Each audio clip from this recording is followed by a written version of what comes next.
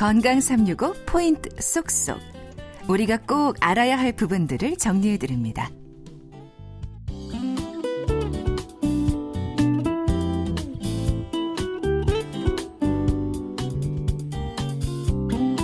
건강 365 박광식의 건강 이야기. 오늘은 간 이식에 대해서 집중적으로 알아봅니다.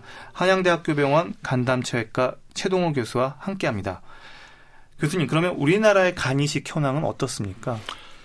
우리나라는 1988년에 처음에 서울대학교에서 이제 뇌사자 간 이식을 시작을 했습니다. 그리고 나서는 많이 시행을 못하고 있다가 1994년에 아산병원에서 생체 간 이식을 처음 시작을 했습니다. 그 이후로 꾸준하게 늘면서 2000년대 초반부터 이제 많이 증가를 하고 있고요. 그 기술의 발전으로 인해서 최근에는 연 한 1000회 이상의 간 이식이 우리나라에 시행되고 있습니다. 물론 이제 생존율도 굉장히 좋고 그래서 1년 생존율이 한 90% 이상 되고요.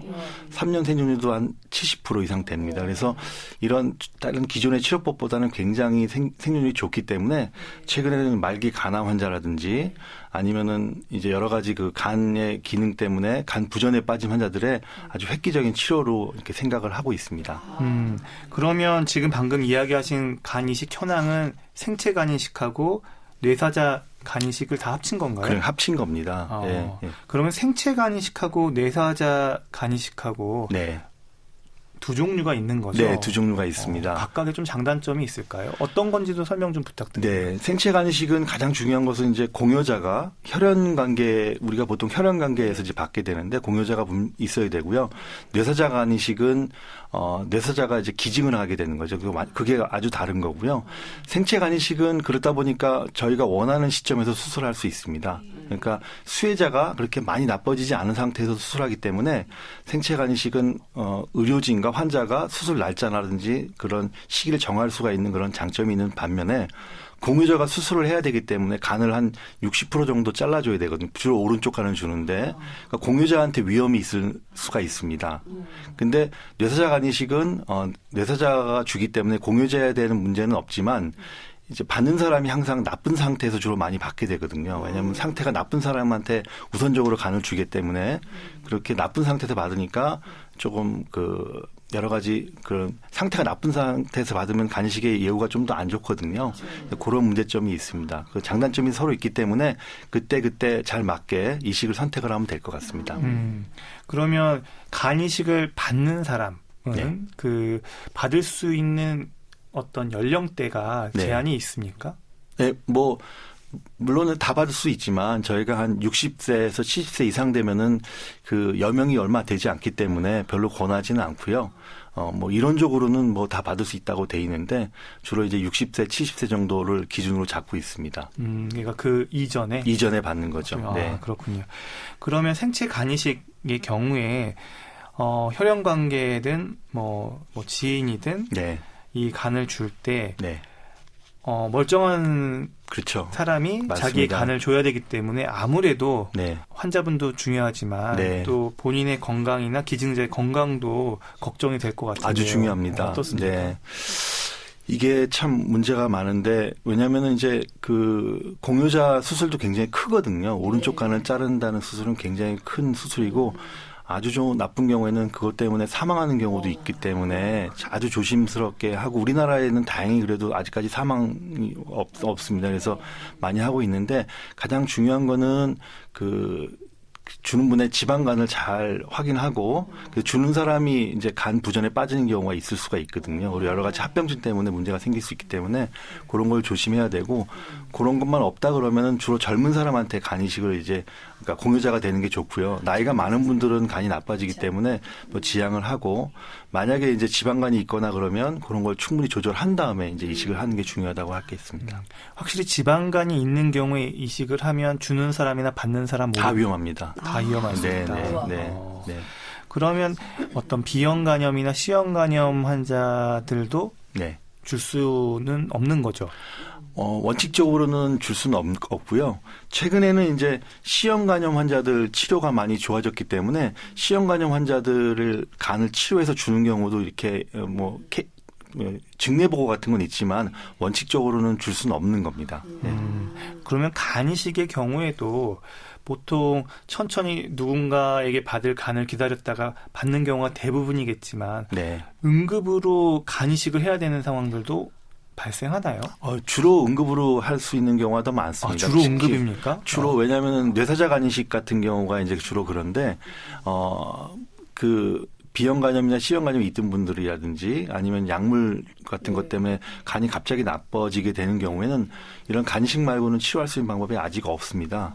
그래서 그런 경우에는 응급으로 해야 되고 응급으로 하는 경우는 대부분은 뇌사자로 이제 많이 하고 있고 물론 이제 일부에서는 생체로 할 수 있지만 많은 경우에는 이제 뇌사자로 간이식을 줄 수 있습니다. 근데 문제는 공여자가 많이 부족합니다. 뇌사자가. 그래서 많은 분들이 그 응급으로 간이식을 못 받고 돌아가시는 경우가 많습니다.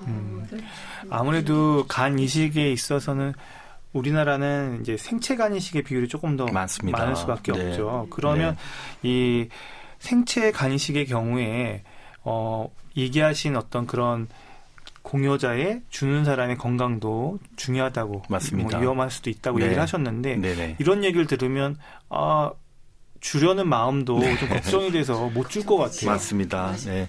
가장 큰 그게 서구 같은 경우 미국이나 유럽 같은 데나 이제 일본 같은 데도 마찬가지인데 그런 우려 때문에 공여자가 많이 생체 간이식이 줄어서 지금 우리나라 같은 경우 한 70%가 생체 간이식인데 이런 서구나 일본 같은 데서는 거의 생체 간이식을 많이 못 하고 있습니다. 근데 그 나라는 근데 뇌사자가 많습니다.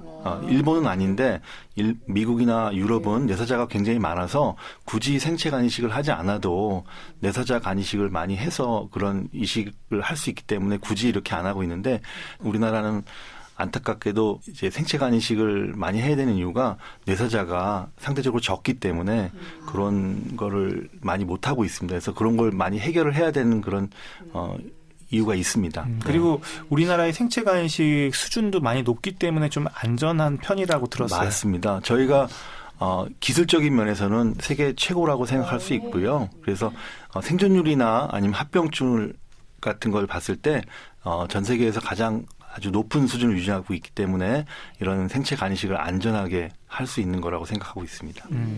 그리고 간을 이렇게 누군가 환자분에게 도움을 주고자 할 때 네. 본인은 혈액형이 달라서 네, 네. 또 안타까워하는 분들도 있을 텐데요. 혈액형도 달라도 되는지 네. 꼭 같아야 되는지 궁금합니다.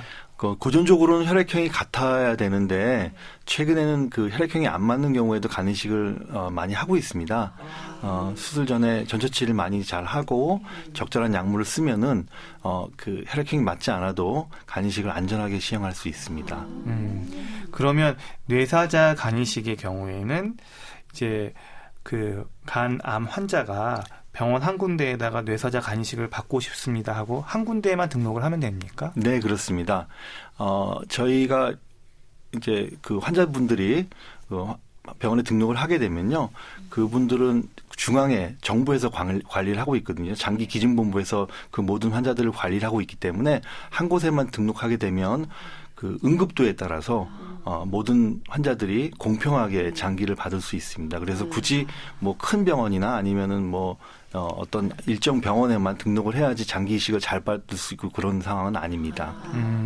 그러니까 본인이 등록에다 하면 정부에서 이렇게 하나로 통합해서 질병관리본부에서 그걸 통합적으로 관리하기 때문에 굳이 그거를 뭐 어느 한 병원에 가서 이렇게 할 필요는 없습니다. 네. 그러면 간이식과 관련해서 좀 마지막으로 또 이렇게 교수님께서 좀 생각을 하실 때 네. 이런 부분을 좀 강조하고 싶다 이런 게 있나요? 가장 중요한 거는 우리나라가 이제 그 간이식을 하는 데 있어서 뇌사자 간이식이 상대적으로 굉장히 적습니다. 그래서 이런 이식에 대한 그런 여러 가지 홍보라든지 그다음에 국민적인 정서가 뇌사자가 좀 늘어나야 많은 분들이 조금 간이식을 좀 더 받을 수 있을 것 같고요. 그다음에 이런 간이식 자체도 기존에 잘 관리를 하면 좀 더 좋은 상태에서 간이식을 받을 수 있기 때문에 좋은 상태에서 간이식을 받아야 예후도 좋고 예를 들면 간암 같은 경우도 초기에 간이식을 하게 되면 완치율이 되게 높습니다. 그래서 모든 경우에 조기에 발견되고 조기에 치료를 하면 간이식도 완치를 할 수 있기 때문에 그런 것이 가장 중요하다고 생각을 합니다. 네.